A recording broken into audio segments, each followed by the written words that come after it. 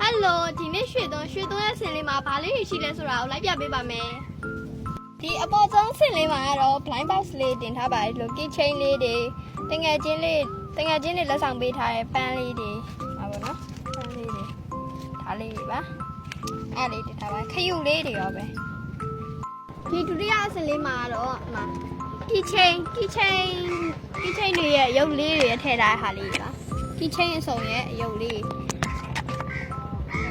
ဒါလေးကတော့ရွှေသွန်းကိုယ်တိုင်လှုပ်ထားတဲ့ဘူးလေးပါအဲ့ထဲမှာ key chain ကွင်းလေးရှိပါတယ်ဒါလေးကတော့မမဝိုင်စီမှာစကူခံတော့ရတာ sticker book လေးပါ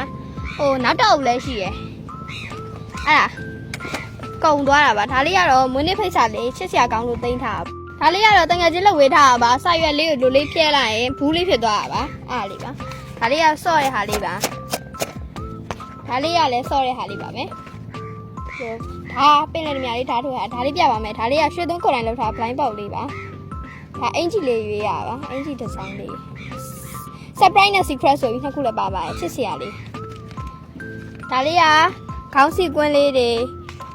ဒါလေးကတော့ဟိုကဖျောင်းကြုံတော့အယောင်သုံးထားတာပါဒီပေါ်ရောက်နေဒါလေးကဒိုးဆက်လေးပါဒါလေးကတော့ညီမလေးတယောက်လက်ဆောင်ပေးထားတဲ့ဟာလေးပါဒါလေးကတော့ဧည့်သည်လာရင်တိုက်ဖို့ဒါ water cooler လေးပါ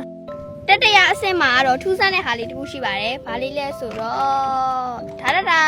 ရင်နကားလေးပဲဖြစ်ပါတယ်။ရင်နကား6လေးပါ။ရင်နကားလေးဒါလေးကတော့ I2 မမဝိုင်စီရမမဝိုင်ပေးထားတဲ့အိတ်လေးပါ။ဟိုချိုကိုပြိုင်ပွဲချိုကိုဟောလိဝုဒ်ပြိုင်ပွဲမှာစုရတော့တာပေါ့နော်။ဒီထဲမှာဘာလေးရှိလဲဆိုတော့ပြပါမယ်။ဒါလေးက key chain လေးတက်ထားပါရွှေသွန်း key chain ။ဒီမှာ stapler လေးပါခပီပါတာခေါင်းပြန်လေးတက်ထားပါ။ဟုတ်ကက်ကြီးလေးစစ်စားလေး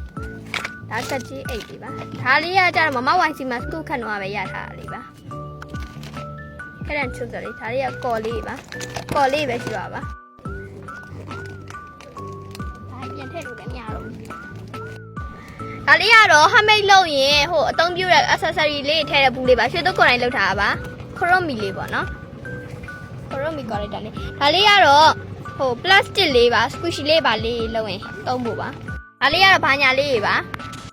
ဒီရောက်ကတော့ A4 size လေးနဲ့ရောင်စုံလေးထားပါတယ်ဒီထုပ်ကြီးကတော့ squishy လောက်ရင်သုံးဖို့အတွက်ခွန်းတုပ်လေးပါခွန်းလေးပေါ့နော်စီလီကွန်လေးကြိုက်လက်ကဦးလက်ဆောင်ပေးရပါ squishy ဘူးလေးလည်းရှိသေးပါတယ်ဘူးရွှေဝါမှာကြာလို့မပြတော့ပါဘူးနောက်နေ့ကျရင်ပြပါမယ်တက်တာ